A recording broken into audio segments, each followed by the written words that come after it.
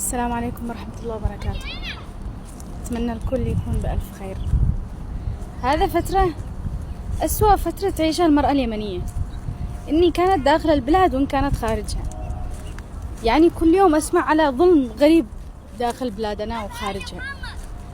يعني أنا ما نش دارية المرأة اليمنية هذه متى بتلاقي حقها.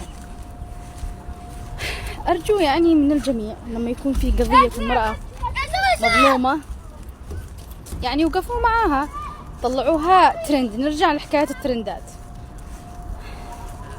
يعني حكاية السجينات هؤلاء والأسيرات اللي في صنعاء، وكل ما واحد حكى شلوا خطفوا. إيش هذا؟ لا حول ولا قوة إلا بالله. كيف ساكتين على هذا الوضع؟ طيب اللي أمورهم تمام، أمورهم طيبة خارج اليمن، يحاولوا يتكلموا عن هؤلاء المظلومين.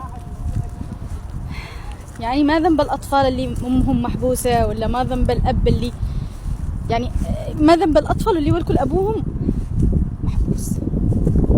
وضع مؤلم سواء بدو للرجال والنسوة، لكن المرأة المفروض يكون لها احترام. ولا حول ولا قوة إلا بالله.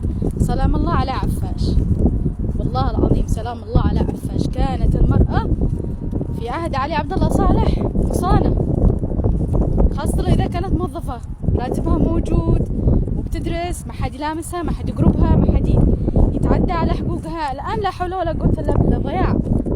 الله يلطف بنا وبعباده. رجاء وقفوا مع المظالم، خاصة اليوم أصبحوا في السجون.